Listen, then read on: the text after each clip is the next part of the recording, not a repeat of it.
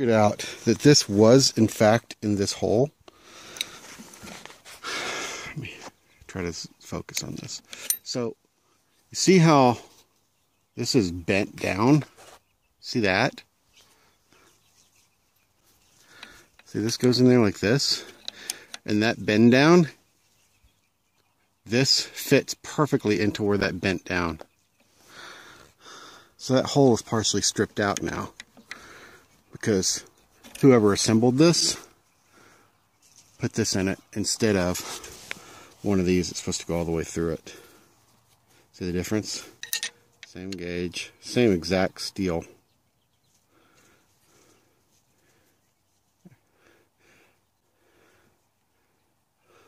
See that? All right.